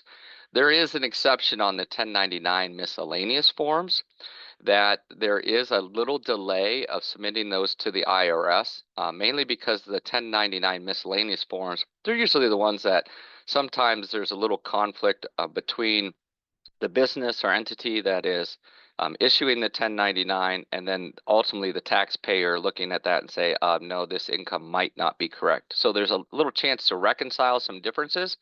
So you'll see there on the 1099 miscellaneous is if you are submitting it through paper form, it's due to the IRS by February 28th. If it's electronically, it is March 31st. Know that if you have more than 10 information returns, the IRS is now requiring that those must be filed electronically. That started in 2023. The IRS has a nice website that you can get registered on to be able to submit those, and you can kind of see the IRIS kind of logo there to the right on the right hand side of the screen, talking about the IRIS system that you can do. Of course, if you're using some type of provider, they can submit those for you, or if you're using your own tax program, those tax programs will be able to submit it as well. Know that the IRS takes 1099s pretty seriously. So there are penalties for failure to supply to a recipient and penalties to failure to supply it to the IRS. So the penalties can go up to $330. If it's within 30 days, that fee is very minimum. But after you get past August of the tax year, that penalty goes up to $330. So if you fail to submit that 1099 to the recipient as well as the IRS, you would double that 330 times 2, so that's 660. If there is willful, I can't even say that word, but if there is expectation that you are trying to deceive the IRS, that penalty can be doubled from that $330 to $660. So essentially, the message here is file your 1099s. Want to look at, here's the 1099 non-employee compensation. A few years ago that the IRS pulled the non-employee compensation back off of the 1099 miscellaneous form to separate those. They were separate forms a long time ago. Then they combined them, and now they have split them apart again. But just a reminder for the 1099 NEC, so that NEC stands for non-employee compensation. So that's our independent contractor world. If you earn or pay more than $600 to someone for services over $600 or greater, then you would cut a 1099 NEC to them, and that amount is for payment from the course of your business. The way I think it's easy to talk about this is if I hire someone to come in and do a service for me, say work on a rental house, my rental house is my business, I would cut a 1099 out for the contractor that came in. Now, if it's my personal home and I'm just getting a bathroom redone, there is no requirement to cut a 1099 NEC out to that person who comes in to do that work in your home. So make sure that you know that it is for business purposes, so not personal. And generally payments to corporations or tax exempt organizations are exempt from this. So it's important to know the entity that you're dealing with, whether they're a sole proprietor, whether they're an LLC. Big thing with an LLC is how are they taxed? And just know there are exceptions. If it's for legal or medical services, you are required to submit a 1099 NEC. So medical services, some may ask, does that include our veterinarian professionals? And that's yes. So for us in the agriculture world, usually that means our attorneys as well as our veterinarians would fall under that. Now, just to remember, and we've talked about this on some of our tax webinars through the years about the difference between an employee or independent contractor. So just to know that there is a point of emphasis of the classification of a person. Are they an employee or are they an independent contractor? On the screen, you can just see some notes that I'm going to leave there for you to look as you look at the slides later. But just know, we know businesses prefer to pay workers as independent contractors because they don't like the hassle of them being a W-2 employee, which means it opens up to do the payroll taxes, Social Security taxes, Medicare taxes, all those things that are being withheld. But no, if the person is truly an employee where they're under your control and your direction, then they're an employee, not an independent contractor. And make sure that you're following the rules because this could get you sideways. We have talked about the IRS factors with this. It's a behavioral control, financial control, and then the relationship of the parties. That's kind of how they determine whether it's an independent contractor or an employee. If you're unsure, you can submit your case to the IRS and they will classify for you.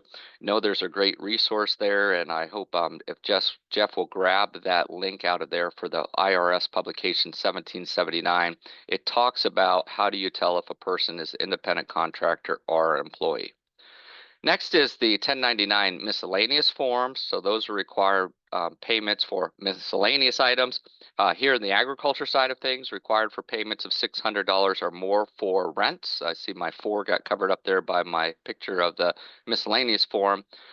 For royalties, so that's oil and gas royalties, if you earn more than $10 in royalties, and that's the same kind of thing as interest as well on our 1099 interest forms, but it's $10 in royalties from your oil and gas. If you receive crop insurance proceeds, those would fall under box 3. Or box 7, excuse me, that's $600 more for crop insurance. If you receive some prizes, those are under box 3. And again, just those reminders that these are for payments when they're made in the course of your trade or business, not personal. And then lastly, under the 1099s, the one thing that has been a lot of discussion out there, this is for the report of payments you got from goods or services that you sold during the year that show up through, say, credit cards or through these payment apps. So a lot of folks are using Venmo, maybe Cash App, and that money's coming in. The reporting guidelines for this in 2023, it was $20,000 worth of income that went through one of those services with, I believe, like 200 transactions. Here in 2024, that dropped to 5,000. There are regulations out there for this to drop back to the $600 level, kind of like our other, say the 1099 miscellaneous form. But right now, the IRS for 2024 was $5,000. In the year 2025, where we're at now, it's $2,500, and it's set to go to $600 for 2026. But the rumblings that we're hearing from Capitol Hill is as we get through the start of this legislative session there in Washington, D.C., that we might want to keep our eyes on this because it may go back up to the levels of 2023. So it's something that here on the Farm Office team we'll be watching when it comes to 1099K reporting. Of course, there is a little wrinkle with 1099Ks is that many of us are using this Venmo or Cash Apps as we're paying others. Say we're decided to go at a concert together and one friend or family will buy the tickets and then we are reimbursing them through, say, a Cash App like Venmo. So how do we pull the differences with Venmo or an app like that when it's personal versus business? And again, the 1099 reporting is all on business or your trade, not your personal. So we're working through some of those issues as far as watching that. We'll watch the 1099Ks. We'll talk to you a little bit more about that. But just as a reminder, as we go through 1099s, the important thing to remember this month is that by January 31st, those 1099s need to be issued. All right, and we're in the home stretch here. We have a few minutes left in today's program. You see we've extended these from 10 to 11:30 to 10 to noon because with beginning of the year, there's always lots of stuff that's coming our ways. But we wanted to mention a few upcoming programs. Want to let you know, Robert and I will be teaching Planning for the Future of Your Farm workshops across the state of Ohio this winter.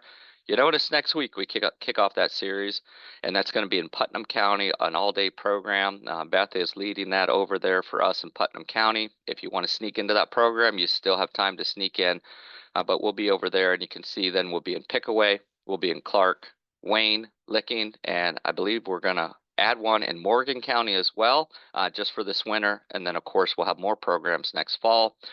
We thank Ohio Corn and Wheat. Ohio Corn and Wheat is a sponsor of those programs of helping some of our printed material for those. So we want to say thank you to for those, to Ohio Corn and Wheat for that.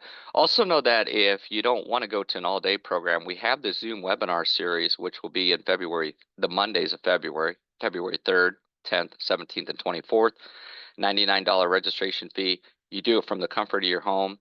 And the cool thing about this program, and as many people in your family that you want to watch the program, one registration fits all. So it could be grandparents that are down in Florida or people out in Arizona, or you have a kid out in Indiana. They all can jump on and join with you.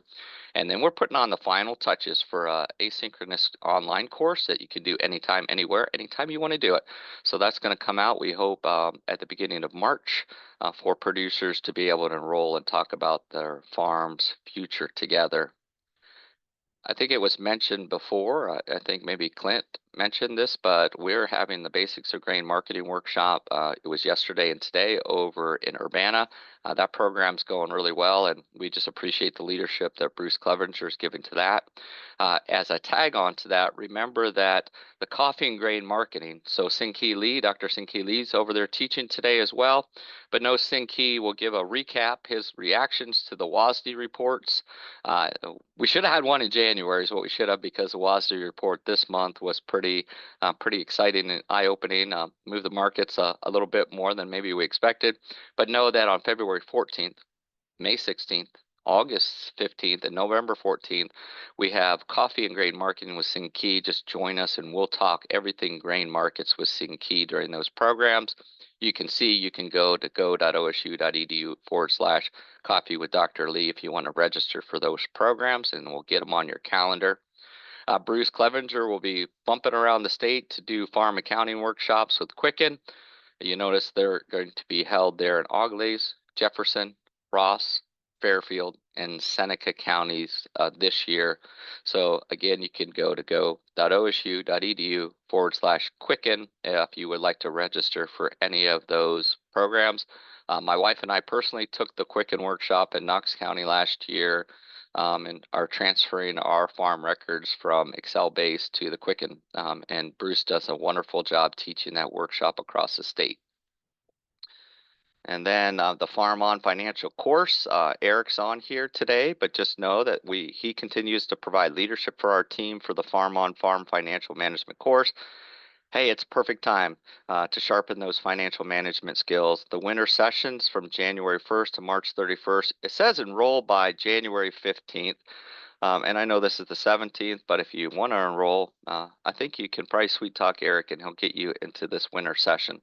But no, they're on session basis now. Again, you take it from your home or from your farm office at your time, at the convenience, at the time that you want to get on the course to sharpen your farm management skills.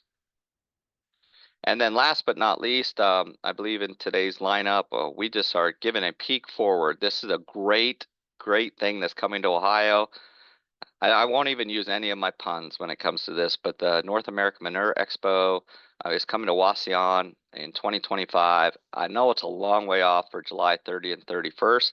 However, just as a placeholder to get it onto your schedules, Glenn Arnold, one of our field specialists, as well as Kendall Lovejoy up in Fulton County, they're giving leadership to this national conference coming here to the state of Ohio. Encourage you to put that on your schedule. And it's a 2-day expo. Again, you can go, there's the website there on your screen that you can go to if you like to get more information. Lots of live demonstrations, vendor shows, you name it. Just some really good things there. And there it is. That's a wrap. We're at 2 hours exactly. If you could help us on your outbound way, if you could just take a few minutes to answer the evaluation at go.osu.edu/FOL evaluation, we would appreciate you doing that. As you go out, it should take you to that browser. If it doesn't, just know that you'll get an email from me probably Monday or Tuesday that will just say, hey, thanks for attending today's program. We're ecstatic by the number that people are on here today, but if you could help us out and do that evaluation, we sure would appreciate that. And then finally, our next webinars are going to, and we have had to adjust these a little bit, but just know if you put this on your schedule, February 21st will be our next Farm Office Live webinar. March 28th will be then the March issue, and then April 25th. So February 21st, March 28th, and April 25th, those are our next Farm Office Live webinars. With that, I'm going to check the Q&A button. Thank you, Morgan, for your comments. There's no other questions. We wish you a great weekend. Of course, we will all be rooting on Monday evening. First, we will celebrate a wonderful holiday on Monday. We will then turn to watch the inauguration and watch what happens right away next week in the federal legislation with executive orders. And then we're going to grab our wing dip and chips and everything and root the Buckeyes on to victory. So before we close, team, is there anything else that we need to share today? See Barry popped on. See Peggy unmuted. Anything else? All good. All good. Well, we appreciate everyone being on today's program. And have a safe weekend. Stay warm. And we'll catch you on February 21st. Thanks, everybody.